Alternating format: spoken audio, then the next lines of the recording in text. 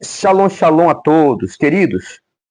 Eu sou Moré de Jesus, ou professor de Jesus. Eu quero falar com vocês hoje sobre o segredo dos salmos em hebraico.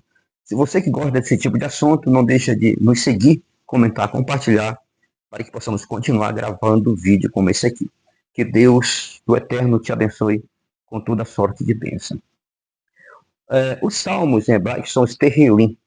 Esses Terrilim que fazem parte do Taná, o Antigo Testamento, eles são compostos por 150 poemas e cânticos que refletem a adoração, louvor e as lamentações e a confiança no Eterno. Muitos desses salmos, quando lidos em hebraico, eles possuem significado e nuances profundas que podem não ser facilmente capturados em traduções para os outros idiomas. Há diversos segredos, ou seja, elementos interessantes que se destacam na língua original hebraica e que pode dar uma nova perspectiva ou uma nova interpretação sobre esses textos tão maravilhosos. Vamos estudar nesse vídeo sobre os pontos-chave, ou seja, os segredos dos salmos em hebraico. Primeiro, é a beleza da linguagem paralela, que chamamos de paralelismo. O hebraico bíblico é frequentemente caracterizado por uma técnica chamada paralelismo. Isso é o quê? Significa que as linhas de um salmo muitas vezes são compostas de duas frases ou versos que se complementam e repetem-se e eles se contrastam entre si. Por exemplo, o Salmo 23, versículo 1, nós temos o quê? O Senhor é o meu pastor e a tradução que você tem, nada me faltará. A tradução original, não me faltará, ou seja, não nos faltará. Aqui a segunda linha reforça a ideia da primeira, usando uma estrutura paralela que a torna ainda muito mais enfática para a nossa compreensão. O segundo ponto-chave dentro do hebraico é o uso das palavras com vários significados. Por exemplo, no hebraico, uma palavra pode ter múltiplos significados dependendo do contexto. É por isso que sempre a gente conversa com os hebraístas e a gente fala a respeito disso, né? Que cada palavra tem significado de acordo no contexto que ela está inserida. Por exemplo, um exemplo disso é o Salmo 21, versículo 3, por exemplo. A palavra pastor, em hebraico, é raá, que ela pode ter vários significados. Por exemplo, um pastor de ovelha, alguém que cuida das ovelhas, alguém que guia as ovelhas. Isso sugere o quê? Uma relação íntima entre Deus e seu povo. Mais do que apenas uma metáfora, é um pastor com as suas ovelhas. Então, observa, quando nós falamos que o Senhor é o nosso pastor, o que um pastor faz? Qual é a função de um pastor? Então, o povo de Deus, ele tem Deus como pastor. Então, quando o povo do Senhor tem Deus como pastor, esse pastor, ele tem múltiplo significado dentro da linguagem. E uma delas é pastorear e outra é guiar, cuidar, proteger. Tá bom? Nós temos aqui o terceiro ponto-chave, é o nome de Deus, né? E suas variantes. Por exemplo, em muitos salmos, vemos o uso do tetragrama, que é nós temos o Y, o H, o WH, o W e H. Aqui no hebraico é Yud, Rei, Vav, Rei, que é o nome próprio de Deus, refletindo a sua natureza eterna e imutável.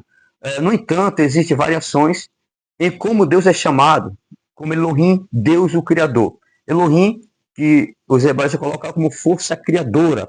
Nós temos Adonai, que é o Senhor, nós temos o El Shaddai, que é o Deus Todo-Poderoso. A escolha do nome para Deus no contexto de um salmo, ele transmite o quê? A percepção particular do relacionamento com ele. Então, quando o salmista, você vê que no Salmo 91, o salmista ele vai usar 3 nomes de Deus diferentes. Por que ele faz isso? Exatamente, ele está dando uma percepção particular de quem Deus é para ele naquele momento. Quando nós estamos passando, né, os cristãos estão passando pela prova, né, das suas necessidades, eles usam o Salmo primeiro. O Senhor é meu pastor e nada me faltará. Eles acreditam que Deus vai prover a sua necessidade. Como pastor, Deus vai prover a sua necessidade, assim como o pastor provém o alimento para as suas ovelhas. O quarto segredo aqui, que é o ponto-chave, é o significado profundo de Selá. O termo Selá é encontrado em diversos salmos. Por exemplo, o Salmo 3:4. Não tem um significado totalmente claro. Muitos hebraístas sugerem que ele funciona como uma palavra musical, uma pausa musical, ou como uma indicação para uma reflexão. Ao usar o Selá, o salmista pode estar chamando os ouvintes para meditar sobre o que está sendo dito.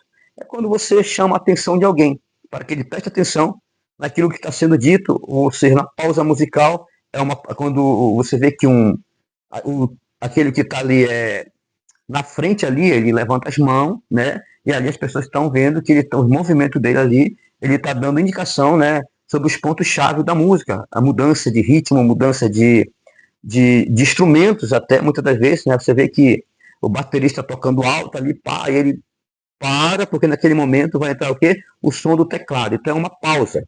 É praticamente isso. Nós temos acróstico e estruturas poéticas. O que é um acróstico? Alguns salmos são estruturados como acróstico, onde cada verso ou estrofe começa com uma letra no alfabeto hebraico. O Salmo 69, por exemplo, é um acróstico, onde cada grupo de 8 versos começa com uma das 22 letras do alfabeto hebraico. Isso não só organiza o salmo de forma poética, mas também enfatiza a totalidade e a perfeição da palavra de Deus. Nós temos o sexto ponto-chave, imagem e metáforas profundas. O hebraico ele é uma língua muito rica em metáforas. Por exemplo, quando o salmista diz: "O Senhor é minha rocha", no Salmo 18:2, a palavra rocha representa algo firme, seguro e imutável. A imagem da rocha transmite a ideia de estabilidade e proteção, qualidades que são associadas a Deus em vários salmos. Deus é a nossa rocha, quer dizer que Deus ele nos protege, ele nos guarda, e nada pode vencer-nos enquanto nós estivermos protegidos por Deus. O sétimo ponto-chave, peso do lamento e da esperança. Muitos salmos começam com lamentos, mas frequentemente terminam com expressões de confiança e esperança em Deus. O Salmo 42, por exemplo, começa com um lamento sobre a alma perturbada, mas no final a confiança em Deus e a esperança são reafirmadas. Então você vê que quando nós falamos nos salmos que eles começam com uma lamentação, mas quando você vai meditando no salmo, você vê que o salmista ele vai lembrando da confiança que ele tem em Deus, então ele começa a transmitir a ideia, a sua emunar no eterno, a sua confiança no eterno, porque ele lembra que Deus já fez alguma coisa por ele. E naquele momento difícil ali, ele acredita que Deus vai fazer algo tremendo na vida dele, então ele começa a engrandecer o Senhor, a louvar o Senhor, porque ele crê que as coisas vão mudar. Para terminar, o salmo hebraico tem uma profundidade linguística, poética, teológica imensa. Cada palavra, cada expressão, até cada pausa que é oscilar, tem um peso significativo. Embora as traduções ofereçam acesso ao conteúdo do salmo, a língua original, o hebraico, revela camadas de significado que ajudam a aprofundar a compreensão espiritual dos textos. Ao estudar os salmos hebraicos, o leitor pode experimentar uma conexão mais rica com as experiências e emoções expressas pelos autores e também entender melhor o contexto do relacionamento entre Deus e seu povo. Então, isso aqui é a nossa primeira aula sobre Salmo. Vamos estar falando na próxima aula sobre o título, que é o Terrilim, e muitas coisas vêm aí, coisas boas aí. Já peço a você que gosta desse tipo de conteúdo, nos siga, comenta, compartilha, e que o Eterno vos abençoe com toda sorte de bênçãos. Deus abençoe a todos.